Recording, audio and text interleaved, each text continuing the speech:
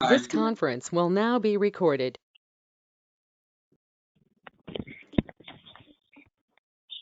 All right. Mary, we're just waiting on Brian Leclerc. Okay, Brian is in. And Mary, you're still with me, right?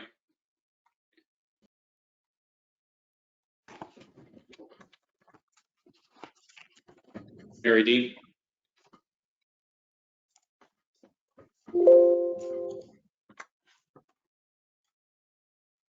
Mary Dean, are you with me?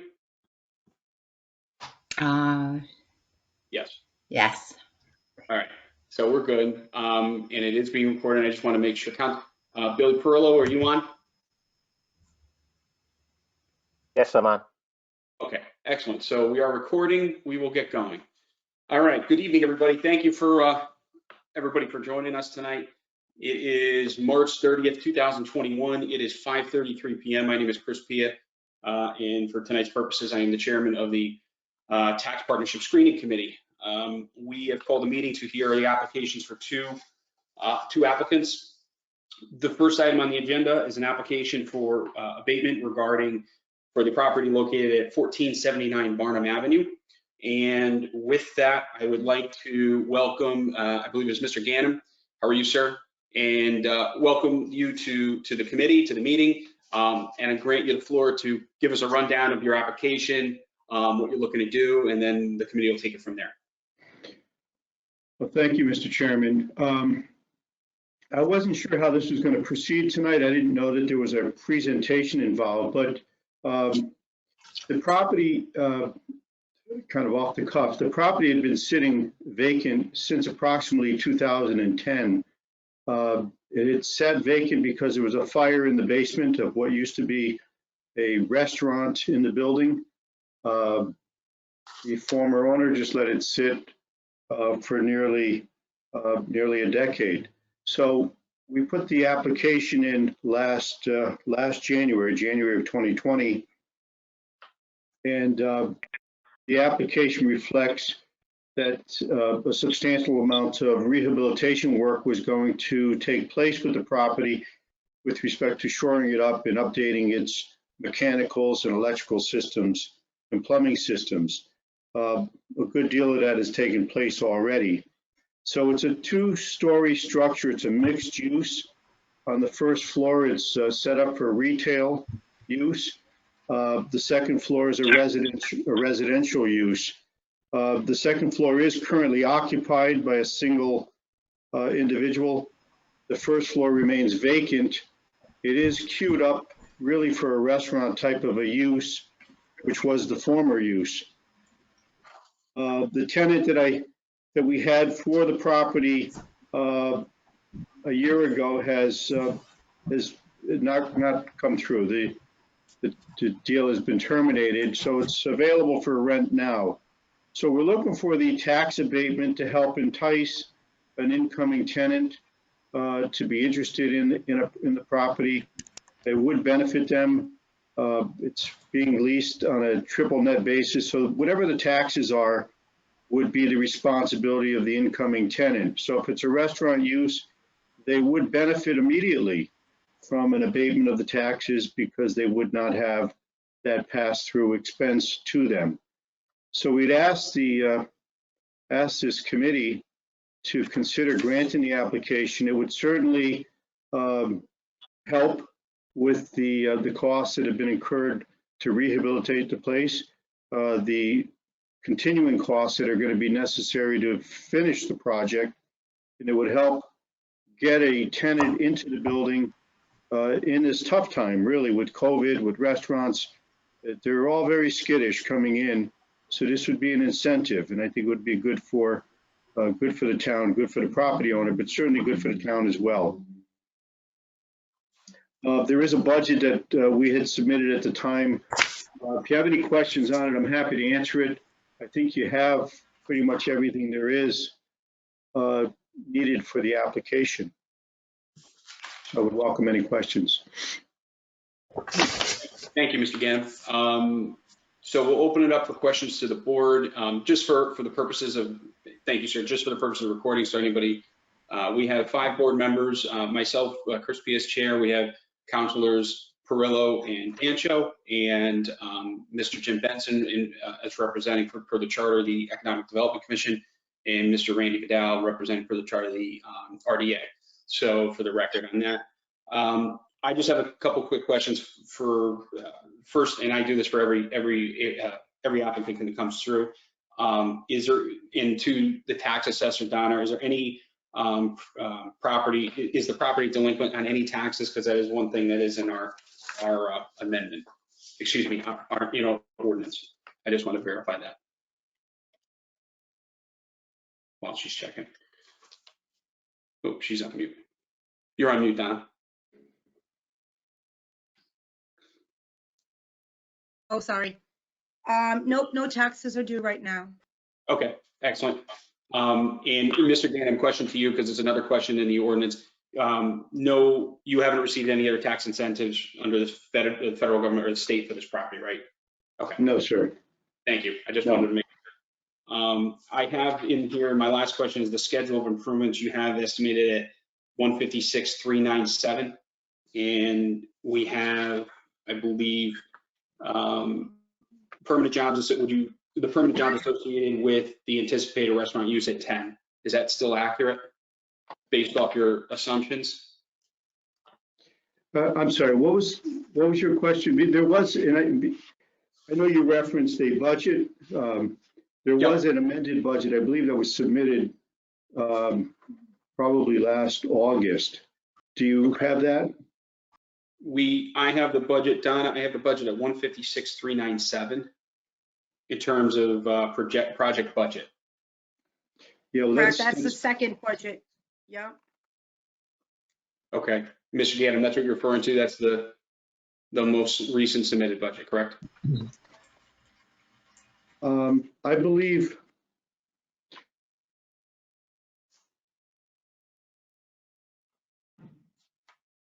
Take your time. I just want to make sure we have the right one.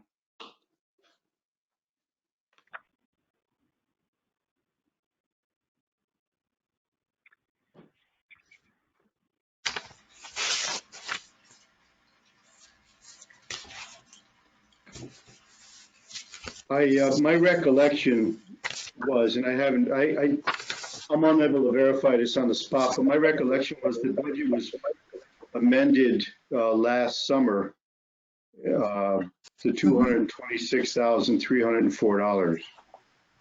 226. Okay. Donna or Mary, what we had, and I'm just going off what I have, Mr. Gannon, I have the budget at the 156,397, and it has the estimated project schedule, which is obviously we've gone through 2020, but the last date of completion was 6/30/2020. Just for a point of reference. Yes. Chris, Yes, there is another budget in here for 226,304. Looks like an estimate, yes. I do have the building completely finished at 100%. Everything that was, all the permits that were pulled are at 100%. Okay. So let me open up to any other board members. Questions questions to the town can go to Donna as tax assessor. We have Mary Dean as well. We also have Bernie Brian Leclerc, who works on the abatement, or Mr. Gannon. I'll open up to the floor for members. Mr. Chairman, this is Laura Dancho. Although I'm really happy to see a renovation done at this location on Barnum Avenue, I'm going to recuse myself from this discussion based on a personal connection with Mr. Gannon. Okay. Mr. Town Attorney, that's okay with you, obviously? Yes, Mr. Chairman. Okay, so for the record, Carol, Ms. Dancho is recusing herself from the vote on this. Thank you. Mr. And Dow. Chairman, it's Jim Benson. Can you hear me? Yep, I have you. Okay. I do have sort of an indirect business relationship with the owners as well, so I would also like to recuse myself from this. All right. So be it. We'll put that into the record as well, Carol. No problem. Good for transparency. Mr. Perillo, Mr. Vidal, any thoughts or questions on the application? Mr. Chair, Mr. Perillo, go ahead. just a question. The potential of job opportunities. I kind of want to. I know that I think the application said possibly 10, or maybe that was what you just mentioned. But Mr. Ganem said it was open for retail, but fitted for a restaurant. Are there any plans of anyone coming in, so we have an idea of the potential of job opportunities? I have discussions with a couple of 2 different restaurants owners right now that have not resulted in a lease as yet, but they seems to be a lot of interest in a restaurant use at that location for the entirety of the first floor. If that answers your question. Yes, thank you. Thank you, Mr. Perillo. Mr. Vidal? Chairman, can I ask? Donna, go ahead. I'm sorry, Randy. Hold on one second. Donna? Yes. I was just curious. It's fit out for a restaurant, correct? Mr. Ganem? Well, to answer your question, it's been started in that direction. There's the tenant that I had signed up a year ago installed a hood system and a makeup air system. It's not completely installed, but certainly the major components are there. Other than that, it has not been finished inside. So if your records are showing it's 100%, it's not. There are not bathrooms installed. There's no flooring installed. It's really sheetrocked and taped without any flooring, without any fixtures, with the exception of the hood system and ducting and makeup air system. Most of which is outside, by the way. Thank you. Thanks, Donna. Randy, I think you wanted to say something. Well, yes, I have a couple of questions. Will the tenant be doing the fit up for the restaurant if it goes in that direction? I think the tenant would be doing what we've been telling the prospective tenants is that, look, as a landlord, we're not going to build a restaurant, but we will be doing the basic components of the building. And from that platform, you could fit it out the rest of the way for your restaurant. So as a landlord, we're doing the handicap bathrooms, and we're sheetrocking, insulating, doing the major components of the plumbing and electrical. But if they want a sink in a particular location, they're going to have to plumb it on their own. If they're going to need electrical components or gas for a stove in a particular area, they're going to have to do their own piping, if that answers your question. Yeah, I was curious as to how the offering was going to attract. Anyway, the other question I have is, and it's really based on what the economic benefits are to the community. And it has to do with the number of employees that are anticipated.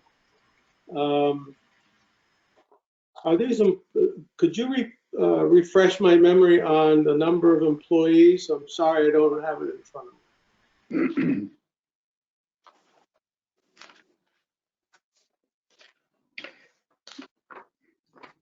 It had been 10 on the application. Creation of 10 full-time jobs? I don't know that they were all full-time for the restaurant. Or is that including folks that are going to be working on the site as temporary employees? Cut down 20 temporary employees and 10 permanent. Okay. Well, in my experience, a lot of those folks that be working in the restaurant are really, a lot of them are not going to be full-time, they're part-time. And with all due respect, I'm having some I'm having some doubts as to the economic benefit to the town. Miss Donna, if Chris Pia, can I ask a question? What would the assessed value be based off your numbers today, an approximation, assuming Mr. Ganem's property goes to complete fit out for a restaurant? What would the estimated assessed value be for tax revenue Right now purposes? I have it assessed at 305,830. 305,830. Donna, is that for the upstairs residential as well? Whole building. The whole building? So, so just so I'm clear, but again, just getting a ballpark, at 305,830, that puts us at approximately $12,123 a year in annual property tax, correct? Correct. But I have to split out the apartment upstairs because that's, I would have to do my calculation again because the upstairs apartment is not, would not be a part of the equation. So I'd have to break out the whole upstairs. So that's for the whole building. So it would be less than that. Okay. It'd be less than 12,000 a year. Okay. Yeah. Any, Ms. Furlow, Mr. Vidal, any other questions for Mr. Ganem?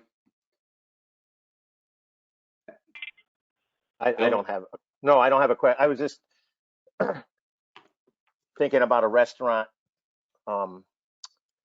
and the proposal of a restaurant. If someone was going to propose a restaurant there, they would have maybe a more accurate business plan, so we'd have a better idea of how many employees had potential there. And just thinking about right now, there's not a solid proposal on the table for that space right now. But no questions. Mr. Ganem, to Randy's point, to Mr. Vidal's point too, I do have concern over the restaurant, and I know it's we've been hampered with the worst thing that's happened in 100 years in this world, with the cost of improvements. And just for accurate purposes, sir, I know you said it was about 256, I believe you said. Yes. 226,304. 226,304. Okay. And does that 226,304 include the upstairs fit out? It's been a while, but I believe so, yes. Okay. So essentially, yeah, go ahead, sir. I wasn't limiting this to, and it didn't seem clear to me in the regulation or the ordinance that this would be limited to just the first floor on a mixed use building, but so I had put it in based on the overall construction costs. Understood. Mr. Leclerc, when we rewrote this, you can just elaborate on just the clarity so we're all on the same page on it regarding the restaurant aspect as well as residential. Yeah, restaurants are included Yep. under 191-10, as are what we call mixed-use developments with not less than 25% designated as commercial or retail in the non-residential portion thereof. Okay.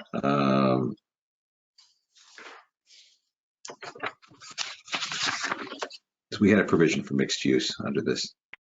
So we have provision for mixed use for here. Okay. Yeah. And if I can, Yes, sir. if it's of help, I think my calculations on this side were that the first floor use, the commercial use, constitutes 80%, or pretty nearly 80% of the entire building square footage. This conference will now be recorded. Okay. Now that we're now showing recording, good. Now that we're back on, I'm sorry for everyone who got kicked off there. Out of our hands, we're dealing with it.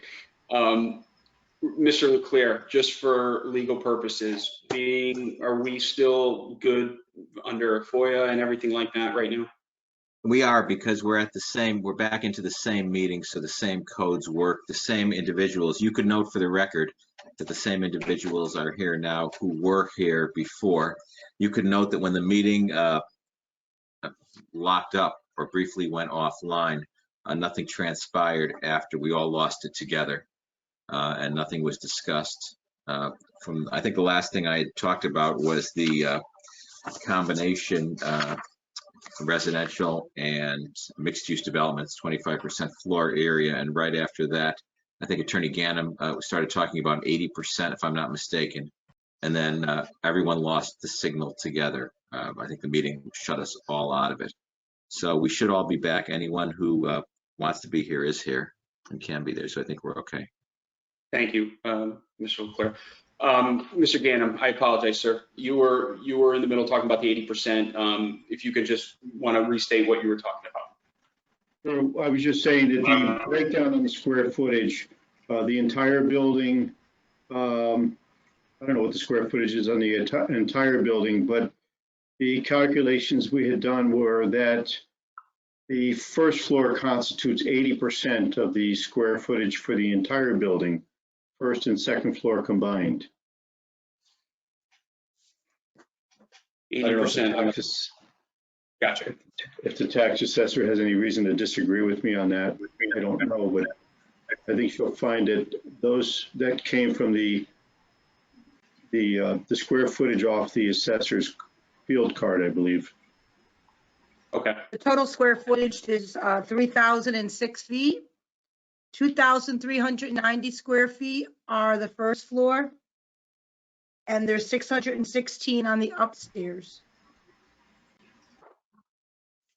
Thank you, Yes, Donna. I would agree with that, Mr. Ganem. Yep. Okay. Any other questions for the applicant any other questions for the applicant or anything else, Donna, if you'd like to add? Just want to make sure I cover everybody. No. I just wanted Mr. Ganem to know that I do have the value of his building only at 55% complete. Exterior, it's done, but once I can get inside, we'll figure out how much is done inside or whatever the scenario is with the interior. Okay. Thank you, Deborah. Thank you, Donna. Okay, thank you. I'll here's my initial, I'll just give my thoughts. We have the applicant is allowed under the, excuse me, I always want to refer to it properly, under the tax incentive program as being eligible. I have the assessment at approximately, using the current mill rate at approximately $305,000, which again, based off of that would bring us, and Donna, correct me if I'm wrong, to approximately around $12,000, between $11,000 and $12,000 a year in annual property taxes, correct? Am I off on my range? Once it's 100%, yeah, you're correct. Right now it's at 50% complete. I just can't get to my other notes without losing the getting out of the meeting. So yes. Okay, thank you. I appreciate Mr. Ganem. Thank you for coming forward and putting the work in. Mr. Vidal made a point before. I'm looking at the assessed value versus, and then the job thing is big on me in terms of permanent jobs in the community. I'm not for doing an abatement on the application at this time. This is me personally, and again, it has a lot to do with me with the amount of permanent jobs bringing into the community on these applications as well. Not necessarily the bottom line being assessed value, because we do have it on there that anything from 100,000 up is available in terms of improvements. But I'm on the job side, I'm just not for it. Are there any other members who would like to say anything or get your thought? Mr. Chair? Mr. Perlow, go ahead, sir.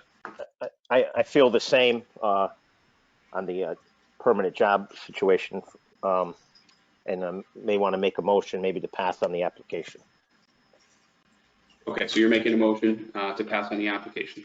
Well, by pass, I mean, just to be clear, Mr. Chairman, I want to be clear what a motion to pass is. Is that I'm sorry, table, deny, to postpone, or deny because the, you're under the ordinance, you have to determine the amount, if any, and the duration. So you can either have a motion to approve the abatement for a certain number of years, up to 6, I believe, in this case, with certain percentages, or to deny the abatement. Okay, I'll change that, make a motion to deny.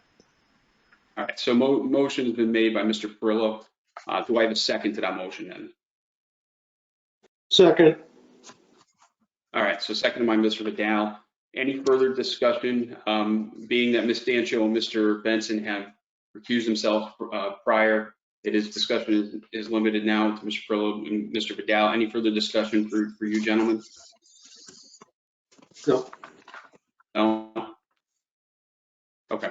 All right, we'll call for a vote then. All those in favor, by the motion made by Mr. Perillo to deny the application, please signify by saying aye.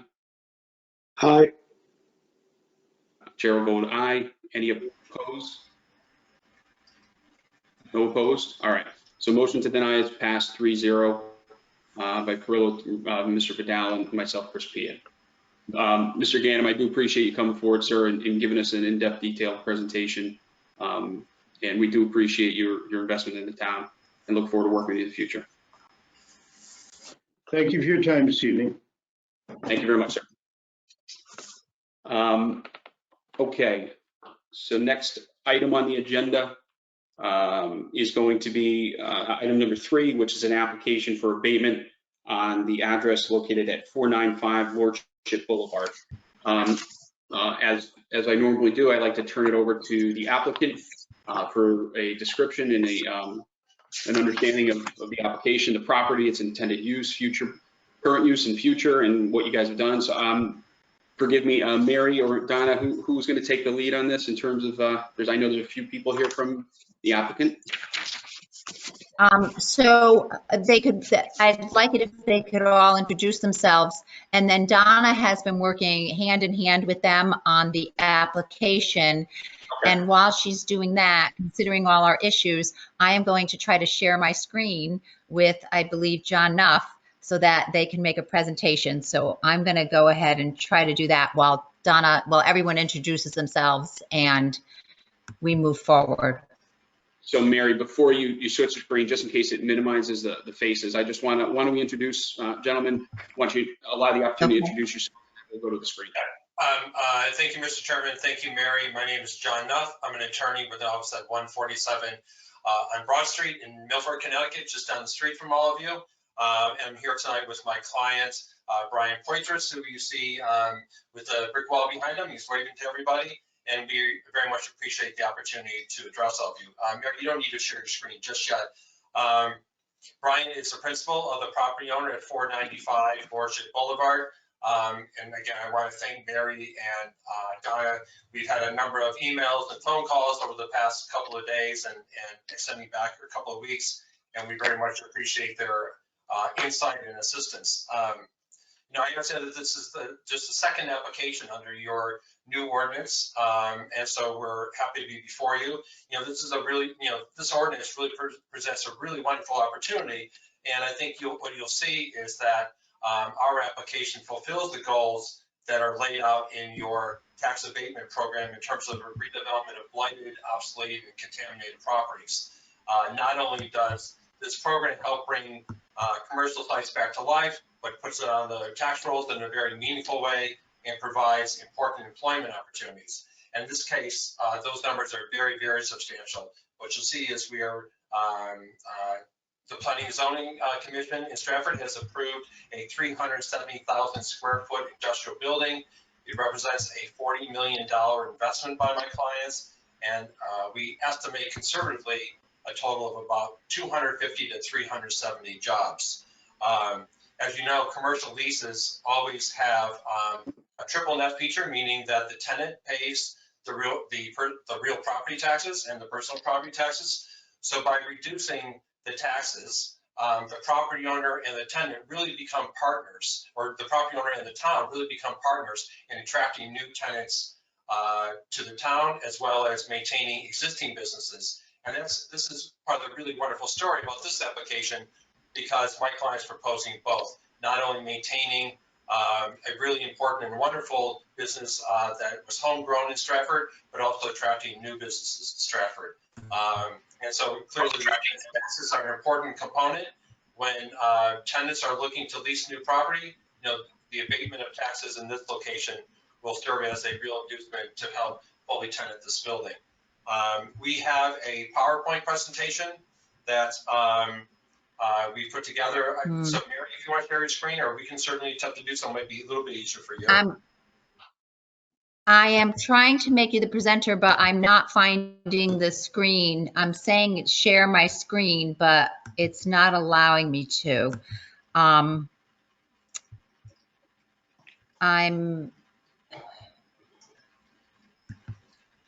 going to settings and So Mary, while you're looking, Mr. Null. well, okay, go ahead. I'm looking for some guidance because it's saying that Mary, look at the bottom. I have to, yeah. Look at the bottom. See it says mic, camera, screen, and leave. Click on the gray screen at the bottom, the big dot. Does that help you? So, do you have that on yours? no, I just have a camera. Mine says microphone. I have camera and I have share. Okay, click on share, because on mine it says screen, and if I hover, it says ask the organizer to make me the presenter to share my screen. So I think if you push that screen button next to leave, you'll be able to share. So my question to you is because Chris is a partial presenter, is also on it, can Chris Pia do it on his? Chris, do you have that on yours? I think you have to be made a presenter. The organizer can make anyone a presenter that he or she wants. And once they're made a presenter, they can share Chris and I are, right. Chris and I are co-presenters, and I'm trying to find where that is. I'm not a presenter right now. I'm grayed out. Oh, okay. Do you see a circle next? Who's trying to share their screen, Mary? You or John or Chris? I'm trying to share it with John Nuff, and I hit share your screen. Wait a minute. If you do share screen, you're going to share it with all of us. Right. So Brian. Okay. Just so you know, I sent Mary a PowerPoint that she can share herself, or if she can turn it over to me, we can share our screen. But I think Mary just needs to pull up the PowerPoint that I sent her earlier today. Mary, if you have trouble with that, you can make Attorney Nuff a presenter by clicking, and once you make right, I know that's what I'm trying to do, and I don't know where to do that. I was hoping that I'm looking at my settings. I don't know where to do that. So I just found out right before the meeting that I was going to have to do that, and I'm not. So why don't we do this? Mary, why don't you keep looking? Mr. Nuff, why don't we take the opportunity to allow your colleagues to introduce themselves? That way we're still doing some stuff. And it's not going to happen. Brian, why don't you go ahead and introduce yourself? Yeah, and if we can get the presentation to work, we can we'll just do it the old-fashioned way. We'll just talk to each other. That's fine with me. So my name is Brian Poitras. I'm a principal here at GFI Partners. We're the developers of the property in Stratford, and we're excited to be here presenting before you. Hold on, somebody's walking through the background here. Hold on a second.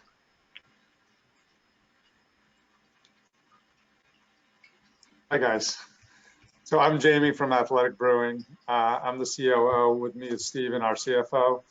I think if you don't know anything about Athletic Brewing, we're at 350 Long Beach. We came back there about 2.5 years ago, built the brewery. Currently we have about 43 full-time teammates from 0 2 years ago. Fortunately, the space opened up here at 495.